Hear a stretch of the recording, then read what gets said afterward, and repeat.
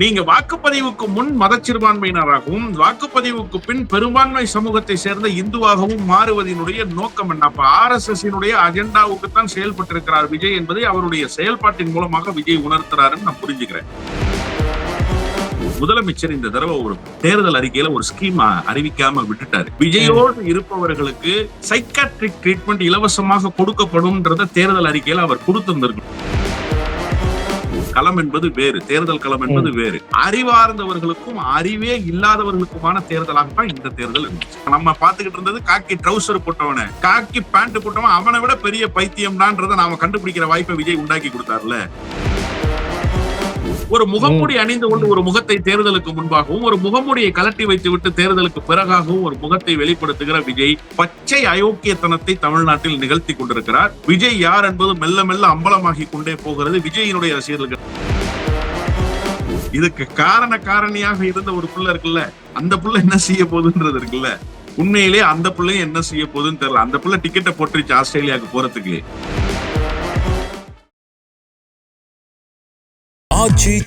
எந்த சமையலும் ருசி தேடும் ரகசியம் 20 ரூபாய்.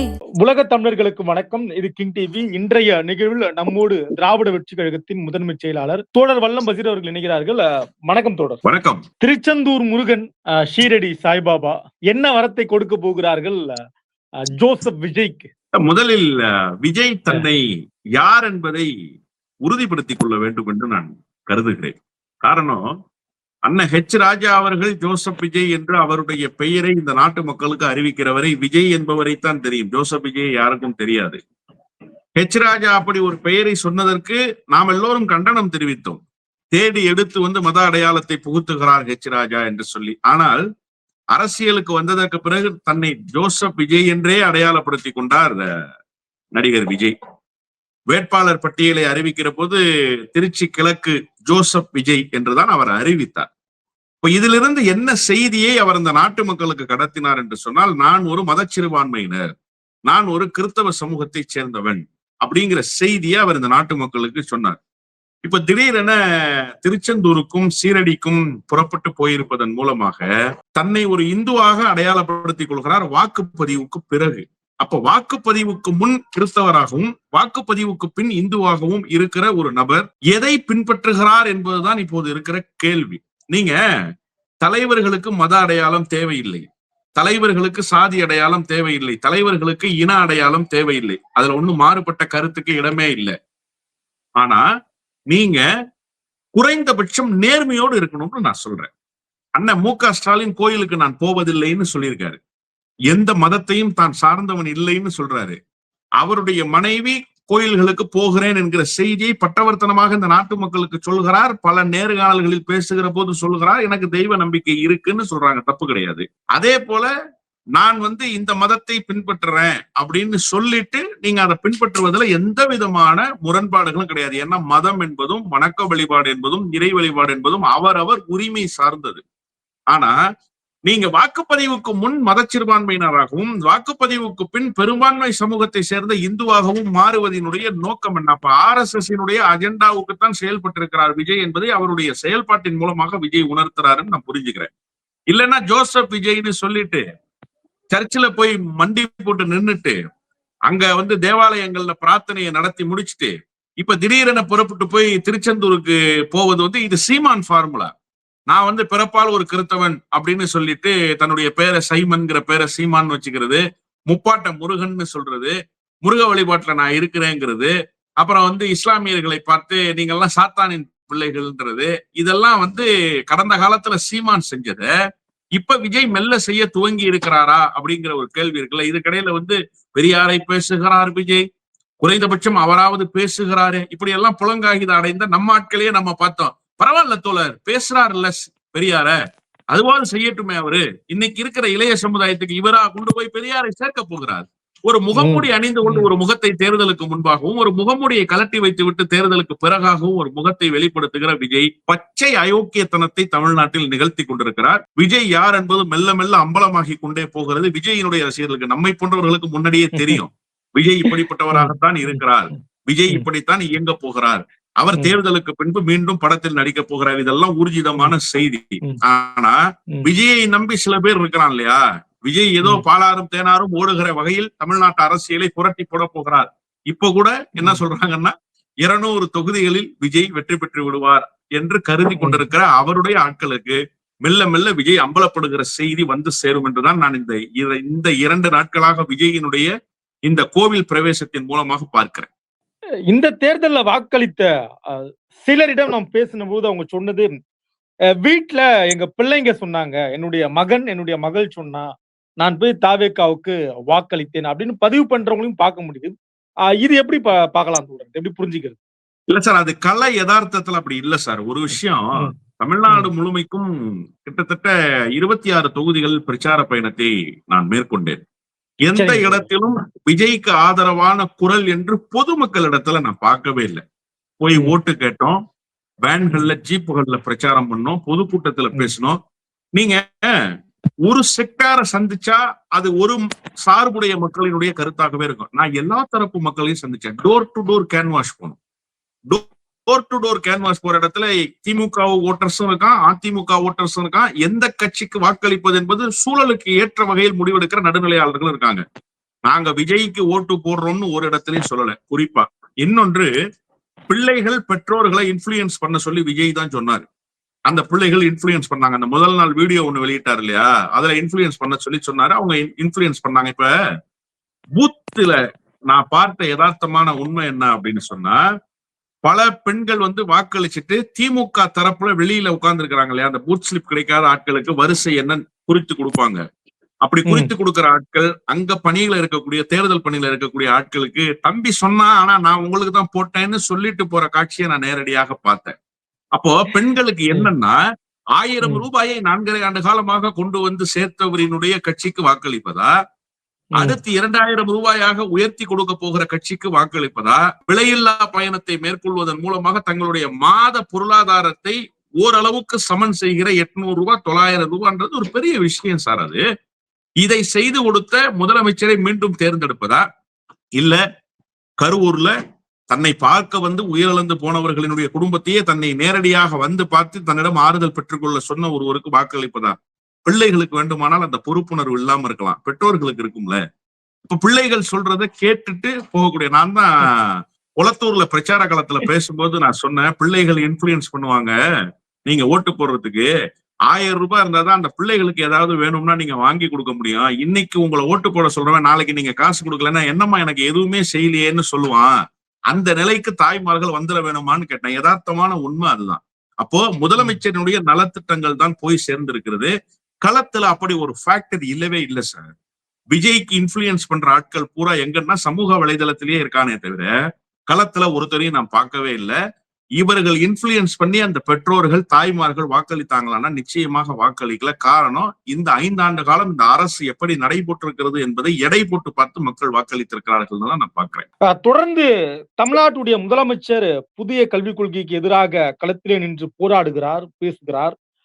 நான் முதல்வன் மாதிரியான திட்டங்களை கொண்டு வருகிறார். மாணவ மாணவிகளுக்கு மாதம் ஒரு தொகையை கொடுக்கிறார். அந்த வீட்டில் இருக்கக்கூடிய பெண்களுக்கு தொகையை கொண்டு வந்து கொடுக்கிறார். விடியல் பேருந்துன்னு பல திட்டங்கள் பட்டியல் போட்டாலும் கூட இந்த திட்டங்களால் பலனடைந்த குடும்பங்களில் இருக்கக்கூடிய பிள்ளைகள் தானே அன்னைக்கு அந்த யூனிஃபார்ம்ல தாவேக்காவுக்கு ஓட்டு போட்டாங்க. அதையும் பார்க்கலாம். அதாவது இல்ல சார், நீங்க நான் முதல்வன் ஸ்கீமுக்கு மட்டும் வந்துடாதீங்க. 50 ஆண்டு கால திராவிட இயக்கத்தினுடைய பணிகள் இருக்குல்ல, அதுல பயனடைந்த எல்லோரையும் சேர்த்துக்கங்க. அதுல இடஒதுக்கீடு ஏன் பெற்றோம்? இடஒதுக்கீடு பெற்றதற்கு பின்னால் மருத்துவர்களினுடைய எண்ணிக்கை நம்மவர்களில் எத்தனை, பிற்படுத்தப்பட்டோர் எத்தனை, தாழ்த்தப்பட்டோர் எத்தனை, ஒடுக்கப்பட்டோர் எத்தனை, மிகவும் பிற்படுத்தப்பட்டோர் எத்தனை, அதன் பிறகு IAS எத்தனை, IPS எத்தனை.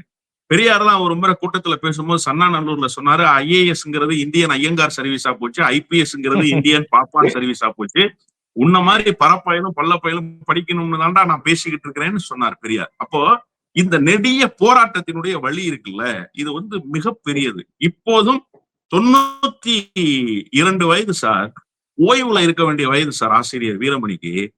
தள்ளாத நிலையிலும் வேன்ல பிரச்சாரம் பண்றார் சார். இன்றைக்கும் பேசிக் கொண்டிருக்கிறார். இந்த இடஒதுக்கீட்டை பெற்று தந்த இயக்கத்தை, இந்த இடஒதுக்கீட்டை காப்பாற்றி தந்த இயக்கத்தை காப்பாற்றிட வேண்டுமா வேண்டாமா?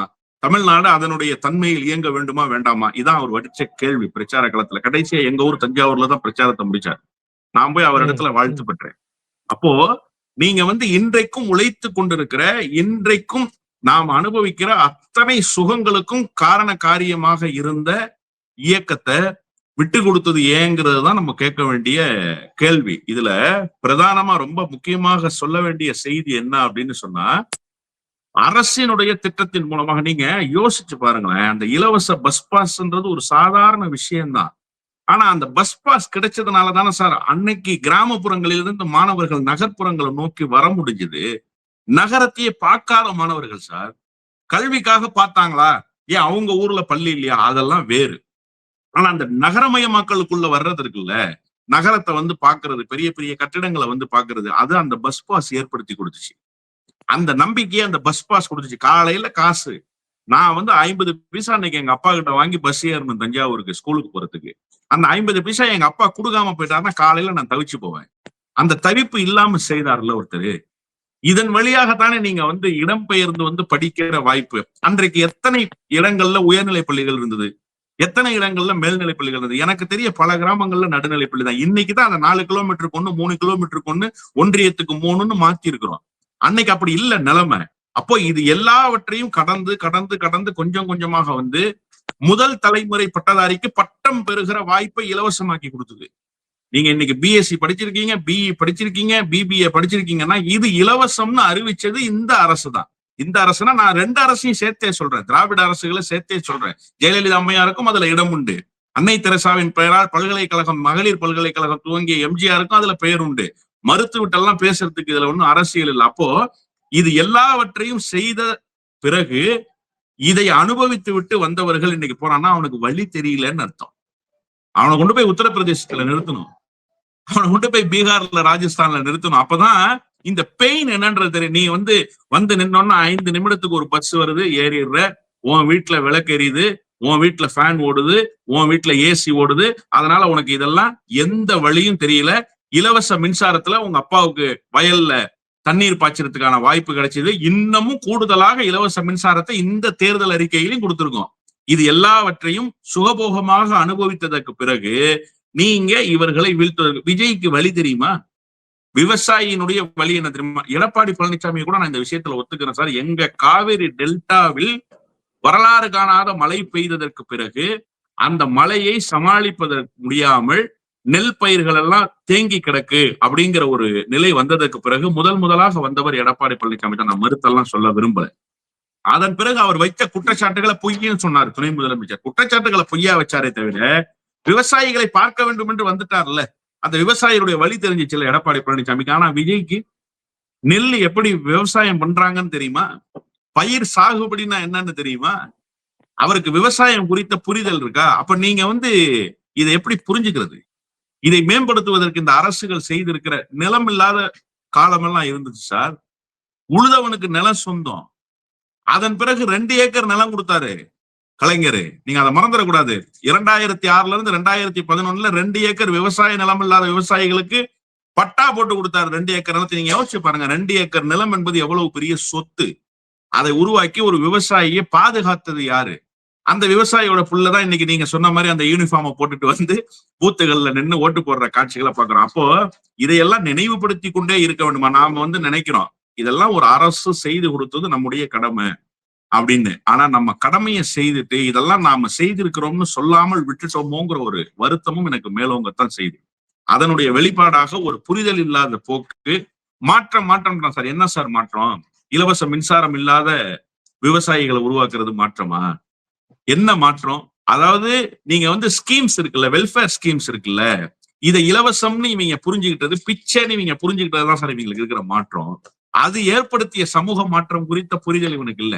அது ஏற்படுத்திய சமூக அந்தஸ்துல உயர்வு இருக்குல்ல, அதை குறித்த புரிதல் இவனுக்கு இல்ல. அதான் இவன் விரும்புற மாற்றம். இந்த மாற்றம் தேவையில்லைன்னு பயனாளிகள் விரும்புறாங்க. அதான் யதார்த்தமான உண்மை. மே 4 என்னவாக தீர்ப்பு அப்படின்றத பொறுத்திருந்து பார்க்க போறோம். ஆனால் சில பெற்றோர்கள் தொடர் இப்ப நான் பழகின இடங்கள்ல கூட சில பெற்றோர்கள் பயப்படுறாங்க. மே 4 எப்படி ரிசல்ட் வந்தாலும் என்னுடைய பிள்ளைய பாக்குறதுக்கு கொஞ்சம் பயமா இருக்கு. அன்னைக்கு அவன் எப்படி அதை எக்ஸ்போஸ் பண்ண போறான்னு தெரியல எனக்கு. ரொம்ப உணர்ச்சி வசப்படுறான்னு பயப்படுறாங்களே, அதெல்லாம் அது எப்படி தோழர் எதிர்கொள்றது? காட்டு மிராண்டித்தனமா நடந்துக்கிறாங்களே தோழர். நான் அந்த பெற்றோர்களுடைய நிலையை விட எஸ்ஏசியினுடைய நிலையை நினைச்சு ரொம்ப பரிதாபப்படுறேன். இந்த பதைப்பதைப்பு எஸ்ஏசிக்கு இருக்கும்ல, சோகமாக்கு இருக்கும்ல இந்த பதைப்பதைப்பு. நீங்க ஊர்ல இருக்கிற பிள்ளையெல்லாம் இதுக்கு காரணியாக இருந்த ஒரு பிள்ளை இருக்குல்ல, அந்த பிள்ளை என்ன செய்ய போகுதுன்றது இருக்குல்ல, உண்மையிலேயே அந்த பிள்ளையும் என்ன செய்ய போகுதுன்னு தெரியல. அந்த பிள்ளை டிக்கெட்டை போட்டுருச்சு ஆஸ்திரேலியாவுக்கு போறதுக்கு. உண்மையிலேயே ஆஸ்திரேலியா போய் சேர்ந்துருமா இல்ல வேறு மாதிரியான முடிவுகள்? ஏன்னா அந்த பிள்ளைக்கே யதார்த்தம் தெரியலன்ற நான். அந்த பிள்ளைக்கு இல்ல இல்ல, நான் என்னன்னா மூலத்தை பாக்குறேன். ஆதியிலிருந்து நம்ம துவங்குவோம். நீங்க ஏன் அதுக்குள்ள கடைசி புள்ளிக்கு போயிட்டீங்க? துவக்க புள்ளி இதுதானே. இந்த புள்ள என்னவா இருக்க போகுது? அது நல்ல படத்துல நடிச்சுக்கிட்டு கொஞ்சம் பேரை என்டர்டெயின் பண்ணிட்டு நல்லா டான்ஸ் ஆடிக்கிட்டு இருந்துச்சு அந்த புள்ள. அதை பார்த்து 4 பேர் ரசிகர்கள் என்ஜாய் பண்ணிக்கிட்டு இருந்தா, ஏதோ ஒரு ஸ்ட்ரெஸ் பஸ்டர்னு இந்த ஆங்கிலத்துல சொல்றாங்கல்ல, அவர்களுடைய அந்த சூழலிலிருந்து விடுபடுவதற்கு ஒரு வாய்ப்பா அந்த புள்ள ஏற்படுத்தணும். அந்த பிள்ளைக்கு எதுவும் ஆயிருமோன்னு நான் கவலைப்படுறேன். லட்சம் பேரை என்டர்டெயின் பண்ணாமல சார் அந்த புள்ள, அந்த பிள்ளைக்கு எதுவும் ஆயிடக்கூடாதுல்ல சார், அதை நினைச்சு நான் கவலைப்படுறேன். அதை தாண்டி நீங்க வரலாறு காணாத ஒரு தேர்தலாக இந்த தேர்தல் அமையப்பட்டுருச்சு. காரணம் என்ன அப்படின்னு கேட்டீங்கன்னா, இதுவரைக்கும் தேர்தல் அதிமுக திமுக யாருக்கான தேர்தல் அப்படி இருந்துச்சு. இந்த முறை முதலமைச்சர் சொன்னாரு, இது மதவாதத்துக்கும் ஜனநாயகத்துக்குமான தேர்தல் அப்படின்னு சொன்னாரு. நான் களத்துல என்ன பார்த்தேன் அப்படின்னு சொன்னா, சமூக வலைதளத்திலிருந்து புரிந்து கொள்ள வேண்டிய செய்தி, களம் என்பது வேறு, தேர்தல் களம் என்பது வேறு. அறிவார்ந்தவர்களுக்கும் அறிவே இல்லாதவர்களுக்குமான தேர்தலாகத்தான் இந்த தேர்தல் இருந்துச்சு. நீங்க உண்மையிலேயே இப்படித்தான் இந்த தேர்தலை புரிந்து கொள்ள வேண்டும். ஒரு பக்கம் எதற்காக இந்த ஆட்சி வர வேண்டும், எதற்காக இந்த ஆட்சி வரக்கூடாது, இது குறித்தான புரிதலோடு வாக்களித்தவர்கள். இன்னொரு பக்கம் என்ன நடக்குதுன்னே தெரியாம போய் ஓட்டு போட்டான்ல, அவன் ஒரு பக்கம் இருக்கான். அவனை நினைச்சுதான் நீங்க சொல்லக்கூடிய இந்த கவலை. அதனாலதான் சில பெண்கள் பேசக்கூடிய காட்சியை நம்ம பாக்குறோம். என்ன சொல்லி பேசுறாங்க? எங்களுக்கு மீண்டும் மு.க. ஸ்டாலின் ஆட்சி அமைஞ்சிட்டா எங்களுக்கு தற்கொலை செய்யறதை தவிர வேற வழியே இல்லைன்னு அவங்களுக்கு ஒரே ஒரு செய்தியை சொல்ல வேண்டியிருக்கு. இந்த நாடே சுடுகாடாக போக வேண்டிய சூழல்ல தான் ஆட்சி அதிகாரத்துக்கு வந்தார் மு.க. ஸ்டாலின். நீங்க தற்கொலை பண்ணிக்கிறேன்னு நீங்க சொல்றீங்க இல்லையா? கொரோனாவில் தமிழ்நாடு அவசர சிகிச்சை பிரிவில் அனுமதிக்கப்பட்டிருந்த போது முதலமைச்சரானார். தமிழ்நாட்டை மீட்டெடுத்தார், கொரோனாவிலிருந்து தமிழர்களை பாதுகாத்தார். இன்னும் குறிப்பாக இந்த கொரோனாவினுடைய தாக்கம் இனிமேலும் வரக்கூடாது என்பதற்காக தவறாமல் தடுப்பூசி செலுத்த வேண்டிய அந்த கட்டாயத்தை உருவாக்கி தமிழ்நாட்டுல அந்த கொரோனாவினுடைய தடுப்பூசியை இம்ப்ளிமெண்ட் பண்ணி பெரிய அளவுக்கு கொண்டு சேர்த்து 98 விழுக்காடு சக்சஸ் பண்ணவர் மு.க. ஸ்டாலின். இப்ப அவர் ஆட்சி வந்தா நான் தற்கொலை பண்ணிக்குவேன் நீங்க சொல்றதுக்கு இன்னைக்கு உயிரோட இருந்திருக்க மாட்டீங்கன்றான.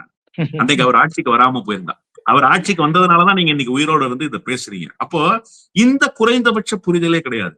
நீங்க இந்த 5 ஆண்டுகளில் அனுபவித்திருக்கிற பயன்கள் இருக்குல்ல, யாராவது இந்த 5000 ரூபாய் வேணான்னு சொல்லிட்டு தற்கொலை பண்ணிக்கிறேன்னு நீங்க சொல்லிருந்தீங்கன்னா ஒரு நியாயம் இருக்கு. பேசுற அவ்வளவு பேருடைய அம்மாவும் அக்காவும் வீட்டுல இருக்கிறவங்களும் 3 மாசத்துக்கு முன்னாடி 5000 ரூபாய் வங்கி கணக்குக்கு வந்தோடனே முகமலர சிரித்தவர்கள் தான். அந்த 5000 ரூபாய் எனக்கு 2000 ரூபாய் கொடுக்கான்னு அவங்க அக்கா கிட்ட வாங்கிக்கிட்டவங்க தான். எனக்கு 3000 கொடுமான்னு கேட்டு அவங்க அம்மா கிட்ட வாங்கிக்கிட்டு ட்ரெஸ் எடுத்துக்கிட்டவங்க தான், செலவு பண்ணிக்கிட்டவங்க தான், பைக்குக்கு லைட் பிக்ஸ் பண்ணிக்கிட்டவங்க தான், பைக்குக்கு பெட்ரோல் போட்டுக்கிட்டவங்க தான், கேர்ள் ஃப்ரெண்டோட பார்ட்டி பண்ணவன் தான் அந்த 3000 வச்சுட்டு. அப்போ அந்த 5000 நீங்க வேணாம்னு சொல்லி இருக்கணும்ல. அந்த 5000 நீங்க வாங்கிட்டு அந்த 5000 தந்தவர் மீண்டும் முதலமைச்சர் ஆக போறாரு. ஆனா ஆயிட்டா நீங்க தற்கொலை பண்ணிக்கிட்டீங்க. அது உங்களுடைய விருப்பம். நீங்க இருக்கிறதா வேண்டாமான்றத நீங்க முடிவு பண்ண. நான் என்ன நினைக்கிறேன்னா, இன்னும் சில 5000ங்களை வாங்குவதற்கு இவர்கள் இந்த நாட்டிலே இருக்க வேண்டும்னு நான் நினைக்கிறேன். நீங்கள் எல்லோரும் இருந்து இன்னும் கூடுதலான நலத்திட்டங்களை அவர் செய்யறாரு இல்லையா, அது எல்லாத்தையும் பயனடைங்க. இன்னும் பயனடைஞ்சு அறிவை வளர்த்து கொண்டு அடுத்த முறை தேர்தல் காலத்துல அவர் எதிர்த்து நில்லுங்க. யாரு வேணாம்னா அவரை சொல்லுங்க. இந்த அரசினுடைய ஆன்டி இன்கம்பன்சிய சொல்லுங்க, இந்த அரசினுடைய குறைகளை சொல்லுங்க, இந்த அரசு செய்திருக்கிற அத்துமீறல்களை சொல்லுங்க, பேசுவோம். அதை விட்டுட்டு நான் செத்து போயிடுவேன்றது, தற்கொலை பண்ணிக்குவேன்றது, எங்க தளபதி 200 தொகுதிகளை ஜெயிச்சுட்டாருன்றது, இதெல்லாம் தேர்தல் அரசியலினுடைய ஆளாகலம் புரியாதவர்கள் பேசுகிற பேச்சு. உண்மையிலேயே என்ன நடத்தணும் தெரியுமா? முதலமைச்சர் இந்த தடவை ஒரு தேர்தல் அறிக்கையில ஒரு ஸ்கீம் அறிவிக்காம விட்டுட்டாரு. விஜயோடு இருப்பவர்களுக்கு சைக்காட்ரிக் ட்ரீட்மெண்ட் இலவசமாக கொடுக்கப்படும்ன்றத தேர்தல் அறிக்கையில அவர் கொடுத்திருந்திருக்கணும். இப்போதும் எனக்கு நம்பிக்கை இருக்கு, தேர்தல் முடிந்து அவர் அரியணை ஏறியதற்கு பிறகு ஒரு மாச காலத்துல 2 மாச காலத்துல இப்படி ஒரு ஸ்கீம் அறிவிச்சாருன்னா உண்மையிலேயே சில 1000 பேர் பயனடைவாங்கன்னு நான் நம்புறேன். மீண்டும் திமுக ஆட்சி தொடர்ந்து வந்ததே கிடையாது. அதனால இந்த முறை வருவதற்கான வாய்ப்பு குறைவுன்னு பேசுபவர்களுக்கும் முதலமைச்சர் அப்படி என்ன சிறப்பான முதலமைச்சர் ஸ்டாலின், அப்படி என்ன சிறப்பு இருக்கு இந்த முதலமைச்சர்னு பேசுறவங்களுக்கும் உங்களுடைய பதில் என்ன தோழர்? அதாவது ஒன்றிய அரசினுடைய எந்த விதமான நிதியையும் கிடைக்க பெறாமல் மாநிலத்தினுடைய மொத்த வருவாயை வைத்துக் கொண்டே இந்த மாநிலத்தை செம்மைப்படுத்த முடியும்ன்றத அரை நூற்றாண்டு காலத்துல நிரூபிச்சவர் மு.க. ஸ்டாலின் தான். வெறுமனே மாநில சுயாட்சியை பேசி இருக்கிறார்கள். மாநில சுயாட்சி என்றால் என்னவென்று செய்து காட்டியவருக்கு பெயர் மு.க. ஸ்டாலின். அவர் என்ன சார் செஞ்சுட்டாருன்னா இதைத்தான் சார் செஞ்சார் அவரு. நம்ம 3500 கோடி ரூபாய் வெள்ள நிவாரண நிதியை கேட்கிறோம், ஸ்டேட் ஃபண்ட்ல இருந்து கொடுறான்னு கேட்கிறோம். நீ சென்ட்ரல் ஃபண்ட் அறிவிக்கிறதெல்லாம் அப்புறம் அறிவிச்சுக்க, மாநில தொகுப்பிலிருந்து கொடுன்னு கேட்டோம். 10% கொடுத்தான் சார், 350 கோடி ரூபாய். சென்னையில ரேஷன் அட்டைதாரர்களுக்கெல்லாம் அந்த பணத்தை பிரித்து கொடுத்து கூடுதலான பணத்தையும் கொடுத்து ஒரு வார காலத்துல சென்னையை மீட்டெடுத்தவர். இதற்கு முன்பு அப்படி யாராவது செய்திருக்காங்களா? செய்ததில்லை. நான் முதல்வன் ஸ்கீம் குறித்து பேசுறீங்க, அதுல என்னுடைய நேரடி அனுபவம். நான் அந்த அதிகாரியினுடைய பேரெல்லாம் சொல்ல வரும், எனக்கு ரொம்ப வேண்டிய நண்பர். பஹ்ரைனுக்கு ஒரு பல்கலைக்கழகத்தோடு டைப் பண்ணி அந்த மாணவர்கள் 23 மாணவர்கள் வந்திருந்தாங்க. நான் ஒரு வார காலம் அந்த மாணவர்களோடு இருந்தேன். மிகவும் பின்தங்கிய பகுதிகளை சேர்ந்த மாணவர்கள், குறிப்பா வட மாவட்டத்துல மிக மிக பின்தங்கிய பகுதியை சேர்ந்த மாணவர்கள். எங்க ஊர்லயே யாரும் பாஸ்போர்ட் வாங்கினது இல்லைன்னு சொன்னான் தம்பி. அப்படிப்பட்ட மாணவர்களை தேர்வு செய்து அவர்கள் வெளிநாடுகளுக்கு சென்று வெளிநாட்டிலே பயிற்சி எடுக்கக்கூடிய வாய்ப்பை உருவாக்கியது இந்த அரை நூற்றாண்டு காலத்துல வேற எந்த முதலமைச்சரும் இல்ல, மு.க. ஸ்டாலின் தான் அதை செய்து முடிச்சாரு. இதை விட இன்னொரு முக்கியமான செய்தியை நான் சொல்லட்டுமா? நீ எலெக்ஷன் இம்ப்ளிமெண்ட் ஆனா இந்த வெல்ஃபேர் ஸ்கீமை தடுத்து நிறுத்திடுவேன்றதுக்காக முன் தேதியிட்டு வெல்ஃபேர் ஸ்கீமை கொடுத்தது இந்தியாவிலேயே யாரும் இல்ல, ஸ்டாலின் தான் கொடுத்தாரு. அதோட சேர்த்து சம்மர் போனஸையும் கொடுத்தாரு. நீ வந்தா நிறுத்துவ, நீ எலெக்ஷன் கமிஷனை வச்சுக்கிட்டு இல்ல இந்த வேலையெல்லாம் செய்வ, கோர்ட்டுக்கு போவ. ஏற்கனவே பல மாநிலங்கள்ல அந்த வேலையை செஞ்சிருக்க. நான் முன் தேதியிட்டு கொடுத்துறேன், என்ன இப்ப பண்ண முடியும்னு உன்னால முடிஞ்சா தடுத்து பாருன்னு சொன்னார்ல, அதுதான். இதை விட இன்னொரு முக்கியமான செய்தி சங்கிகளுக்கு சொல்லியாக வேண்டிய கட்டாயம் இருக்கு. தேர்தல் களம் சூடா இருக்கு, பரபரப்பா இருக்கு. எம்பிஸ் எல்லாம் அவங்கவுங்க பொறுப்பை ஏற்று பணியாற்றிக்கிட்டு இருக்காங்க, வரமாட்டாங்க. அதனால இந்த டீலிமிட்டேஷனை செய்து முடிச்சிடலாம்னு நீ ஒரு வியூகம் வகுத்தல்ல. தேர்தல் களம் எங்களுக்கு வேறடா, ஆனா மாநில நலன் தான்டா எங்களுக்கு முக்கியம்னு ஒட்டுமொத்த பிரதிநிதிகளையும் டெல்லிக்கு அனுப்பிச்சு உன் மசோதா நிறைவேற முடியாம உன் மூஞ்சில கரிய பூசினார்ல. தேர்தல் பரபரப்பான காலகட்டம் சார், அதுக்காக ஸ்டாலின் தேவைப்படுறாரு. அவர்தான் ஸ்டாலின், அவர்தான் மீண்டும் வர வேண்டும் என்பதுதான் எல்லோருடைய எதிர்பார்ப்பு. வருவார். 2011 அம்மையா ஜெயலலிதா, மீண்டும் 2016 அம்மையா ஜெயலலிதா, அப்படி ஒரு வாய்ப்பு இருக்கான்னு கேக்குறாங்க. 2வது முறை திமுக அரியணை ஏறினது கிடையாது ஆட்சி அதிகாரத்துல. இல்ல சார், அது திமுகவுக்கு இந்த முறை அந்த சூழல் அமைந்திருக்கு, இயல்பாகவே அமைந்திருக்கு. ஒரு பக்கம் அதனுடைய நலத்திட்டம், இன்னொரு பக்கம் அந்த மாநில நலனை அந்த கட்சி பாதுகாத்து இருக்கிற அந்த சூழல் இருக்குல்ல, அது மக்களிடத்துல ஒரு மிகப்பெரிய உயரத்தை அந்த கட்சிக்கு தேடி தந்திருக்கு. நான் இன்னமும் சொல்கிறேன், கடந்த முறை வெற்றி பெற்ற இடங்களை விட கூடுதலான இடங்களில் இந்த முறை வெற்றி பெறும் திமுக. அதுல ஒண்ணும் மாறுபட்ட கருத்துக்கு இடமே இல்லை. நீங்க மீண்டும் ஆட்சி அமைக்கிறதுன்றது 100 விழுக்காடு உறுதியாயிடுச்சு சார். எவன் என்ன சொன்னாலும் ஆட்சி அமைய போறது உறுதி. 4ஆம் தேதி சாயங்காலம் மீண்டும் நம்ம சாயங்காலம் உட்காந்து பேசுவோமே எப்படி ஆட்சி அமைச்சாங்கன்றது குறித்து வேணா. ஆனா கடந்த முறை பெற்ற இடங்களை விட இந்த முறை கூடுதல் இடங்கள். ஏன்னா ஜெயலலிதா அம்மையார் 2011 பெற்ற இடங்களை 2016 பெறல. அன்னைக்கு இருந்த சூழல் வேறாக மாறுது. ஆனா இந்த முறை 2021 பெற்ற இடங்களை விட 2026 திமுக கூடுதல் இடங்களை பெற்று மகத்தான வெற்றியை பெற்ற சாதனையை திமுகவுக்கு பெற்றுத்தரப்போகிற தலைவராக அண்ணன் மு.க. ஸ்டாலின் வெளிப்பட போகிறார். தேர்தல் முடிவு அறிவிக்கப்படுகிற நாள் அதை உணர்த்தும். இல்ல, நீங்க கருத்து கணிப்புலாம் நம்புறீங்களா தோழர்? வெளியான கருத்து கணிப்புல ஆளுங்கட்சி மீண்டும் நம்புறீங்களா? எக்ஸிட் போலயும் நீங்க நம்புறீங்களா? நான் கருத்து கணிப்பின் அடிப்படையிலே சொல்ல சார், நான் தான் சொல்றேன்ல, தேர்தல் களத்தில் முழுமையாக இயங்கி இருக்கேன். தேர்தல் களத்தில் பிரச்சார பயணத்தை மேற்கொண்டிருக்கேன். தேர்தல் நாளில், வாக்குப்பதிவு நாளில் பூத்து வாரியாக போயிட்டு வந்தேன். அதன் அடிப்படையில நான் சொல்றேன், கள யதார்த்தத்தின் அடிப்படையில சொல்றேன். நான் இந்த புள்ளி விவரங்களின் அடிப்படையிலயோ ஸ்டாட்டிஸ்டிக்ஸ் வச்சுக்கிட்டோ இல்ல கருத்து கணிப்பின் அடிப்படை களத்தை பார்த்தேன். களம் எப்படி இருக்குங்கிற செய்தியை சொல்லியிருக்கேன். இது 100 விழுக்காடு மக்களினுடைய நாடி பிடித்து விட்டு நான் சொல்கிற செய்தி. இது நடக்கும். விஜய் வந்த பிறகுமான்னு கேக்குறாங்க. விஜய் வந்த பிறகுமா? விஜய் வந்ததுனாலதான் இது நடக்குதுன்ற நான். இப்ப விஜய்க்கு உண்மையிலேயே நன்றி சொல்ல வேண்டிய கடமைப்பாடு ஒண்ணு இருக்கு. இவ்வளவு பேரு தற்கூரிகளா இருக்காங்கிறத கண்டுபிடிக்க முடிஞ்சிச்சுல, நமக்கு தெரியலையே. நம்ம தெருவுலயே ஒருத்தன் காக்கி பேண்ட் போட்டுக்கிட்டு இருந்திருக்கான். நம்ம பாத்துக்கிட்டு இருந்தது காக்கி ட்ரௌசர் போட்டவன, காக்கி பேண்ட் போட்டவன் அவனை விட பெரிய பைத்தியம்டான்றத நாம கண்டுபிடிக்கிற வாய்ப்பை விஜய் உண்டாக்கி கொடுத்தாருல. அதனாலதான் நான் சொல்றேன், விஜய்க்கு நன்றி சொல்லணும். விஜய் வந்த பிறகுமானா, விஜய் வந்ததுனாலதான் இது கூடுதலா நடந்துருச்சு. அதிமுகவினுடைய வாக்குகளை பிரிச்சு ரொம்ப திமுகவினுடைய வெற்றியை இலகுவாக்கி கொடுத்துட்டாரு சார். இத பல பேர் சொல்ல மறுக்கிறாங்க. நான் உரிமையோடு சொல்றேன். காரணம் என்னன்னா, மீனவ சமூகம் இது வரைக்கும் ஏன் அதிமுகவுக்கு ஓட்டு போடுதுன்னே தெரியாம ஓட்டு போட்ட சமூகம். இந்த முறை மீனவ சமூகத்தினுடைய வாக்கு மெஜாரிட்டியாக வாங்கிச்சு விஜயினுடைய தரப்பு. அப்போ விஜய் என்ன தாக்கத்தை ஏற்படுது நான் கேட்கிறேன் சார். விஜய் வந்ததற்கு பிறகுமாக அப்படின்னா விஜய் என்ன அம்பேத்கரா? தெரியாம கேட்கிறேன். விஜய் வந்ததற்கு பிறகுமா விஜய் என்ன அண்ணாவா? விஜய் என்ன கலைஞர்? நான் சொல்றேன் விஜய் எடப்பாடி பழனிசாமி அவர் ஒரு கல்ட், அவருக்கு ஒரு வேல்யூ இருக்கு. விஜய் இல்ல சார், விஜய் எடப்பாடி பழனிசாமி. ஏன் சார் அவ்வளவு போறீங்க? விஜய் ஜி.கே. வாசன் இல்ல சார். விஜய் ஜி.கே. வாசன் இல்ல சார். ஜி.கே. வாசன் அதை விட ஒரு படி மேல சார். அதை விட ஒரு படி மேல சார். அவருக்கு அரசியல் குறைந்தபட்சம் தெரியும் சார், அதிகபட்சம் தெரியாது அவருக்கு. பாவம் சின்னையா, அவருக்கு குறைந்தபட்சம் அரசியல் தெரியும். அதனால அவரிடத்தை கூட இவரால நிரப்ப முடியாது.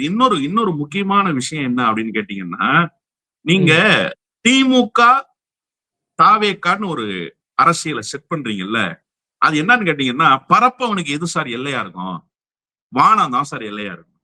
ஆனா வானத்தை தொட முடியுமா? பறக்கிறவனுக்கு தெரியாதா வானத்தை தொட முடியாதுன்னு தெரியும். ஆனா வானம் தான் எல்லை. ஏன்னா நீங்க உச்சபட்ச எல்லையை பிக்ஸ் பண்ணாதான் ஹையஸ்ட் இடத்தை வந்து நீங்க போய் அடைய முடியும். நீங்க 100 அடி பிக்ஸ் பண்ணிட்டீங்கன்னா 80 அடி தான் போவீங்க. 2000 அடி பிக்ஸ் பண்ணாதான் 800 அடியாவது போவீங்க. அதனால அந்த உயரத்தை பிக்ஸ் பண்ணி கொடுத்தாங்க விஜய்க்கு. விஜய் அப்படி பிக்ஸ் பண்ணிக்கிட்டாரு. ஆனா உண்மையிலேயே திமுகவை எதிர்க்கிற குறைந்தபட்ச அரசியல் நேர்மை, நாணயம், கொள்கை, கோட்பாடு, தத்துவம் இது எதுவுமே இல்லாத ஒரு நபரை கொண்டு வந்து திமுகவை வீழ்த்த முடியும்னு சில பேர் நினைச்சான்ல, அவனுக்காக நான் பரிதாபப்படுறேன். அந்த சூழல் இங்க இல்ல. விஜய் வந்த பிறகுமானா விஜய் என்ன பண்ணிருக்காருங்கிறத தேர்தல் முடிவு அறிவிக்கப்படுகிற நாள் உணர்த்திடும். அப்ப தெரிஞ்சிடும் விஜய் வந்த பிறகா, ஐயோ விஜய் வந்ததற்கு பிறகா என்பது. ஒரே ஒரு நிறைவான கேள்வி, திராவிட மாடல் பற்றி, திராவிட மாடலுக்கு உங்களுடைய மதிப்பெண் தொடர்? இல்ல, திராவிட மாடல் இந்திய துணைக்கண்டத்துக்கு திசை காட்டுகிற கருவியாக மாறி போச்சு. அதனாலதான் அந்த காலை உணவு திட்டத்தை செயல்படுத்துவதற்கு பீகாரில் இருந்து அதிகாரிகள் இங்கே வந்து பார்த்துட்டு போனாங்க. கனடாவில் ஒரு மாநகராட்சிக்குள்ள அதை செயல்படுத்துவதற்கு முன்மாதிரியாக எடுத்துக்கொண்டார்கள். கல்வியிலே, பொருளாதாரத்துல இதை தாண்டி கூடுதலாக மாநிலத்தை மேம்படுத்துவதில் அந்த ஜிடிபியை இன்க்ரீஸ் பண்ணி காட்டுனது இருக்குல்ல, இதெல்லாம் வந்து எந்த தலைவரும் செய்ய முடியாத சாதனையை நிகழ்த்தி காட்டிய வல்லமைக்குரிய தலைவராக அவர் வெளிப்பட்டாரு. அவர் பிக்ஸ் பண்ண அந்த மாடல். இதுக்கு முன்பு திராவிட கட்சிகள் ஆட்சிக்கு வரலையா? அப்பெல்லாம் ஏன் இந்த திராவிட மாடல் இல்லைன்னா, அப்ப மாடலா நம்ம எக்ஸ்போஸ் பண்றதுக்கு நம்ம கையில இருப்பு இல்லாம இருந்தோமோ அப்படின்ற ஒரு சந்தேகத்தை உருவாக்குகிற அளவுக்கு பெட்டர் பர்ஃபார்மன்ஸை கொடுத்ததுதான் திராவிட மாடல். நான் கலைஞரை குறைச்சு மதிப்பிடல, ஜெயலலிதாவை குறைச்சு மதிப்பிடல, எம்ஜிஆரை குறைச்சு மதிப்பிடல. கலைஞரின் பிள்ளைதான், கலைஞரின் வழித்தோன்றல் தான், கலைஞரை அரிச்சுவடியாக எடுத்துக்கொண்டு வந்தவர் தான். ஆனா அதையே விஞ்சுகிற அளவுக்கு ஒரு மாடலை முன்மாதிரியாக கொடுத்து உலகமே அதை திரும்பி பார்க்கிற ஒரு சூழலை உருவாக்குனார்ல, அதுதான் திராவிட மாடல். ரொம்ப கவனமா சொல்லுங்க. மே 4 எடப்பாடி எங்க இருப்பாரு? மே 4 எடப்பாடி சென்னையில தான் இருப்பாரு, எங்கேயும் போயிட மாட்டாரு. நிச்சயமா சென்னையில இருப்பாரு. நான் எடப்பாடியை குறைச்சு மதிப்பிடல சார். அவர் எதிர்கட்சிக்கு உண்டான குறைந்தபட்ச தகுதியோடு இருக்கிறார். அதிகபட்ச தகுதி இல்லைனாலும் குறைந்தபட்ச தகுதி இருக்கு. நீங்க மே 4ஆம் தேதி யார் எங்க இருப்பான்னு கேட்டா, அண்ணன் சீமான் எனக்கு தெரிஞ்சு வழக்கம் போல என்ன செய்வாரோ, முயற்சி, பயிற்சி, எழுச்சின்னு சொல்லி சாயங்காலம் 6 மணிக்கு மேல செய்ய வேண்டிய வேலையை அன்னைக்கு 2 மணிக்கே செய்ய துவங்கிடுவாரு. அது அவருடைய பாணி. அதனால அவரை பத்தி கவலைப்பட தேவையில்லை. நீங்க யார் எங்க இருப்பாருன்னு கேட்கணும்னா, கேட்க வேண்டியது விஜய் எங்க இருப்பாருன்னு தான் கேட்கணும். உண்மையிலேயே அவர் ஆஸ்திரேலியாவுக்கு போயிடணும்னு நான் விரும்புறேன். போய் நல்லா ரெஸ்ட் எடுத்துட்டு திரும்பி வந்து அடுத்த பட ஷூட்டிங்க அவர் தயாராகட்டும். நான் வாழ்த்துறேன் அவரை. நம்ம நினைச்சதெல்லாம் நடக்கட்டும் தோழர். நன்றி தோழர். நன்றி. ஆச்சி மசாலா. எந்த சமையலும் ருசி தேடும் ரகசியம். 20 ரூபாய்.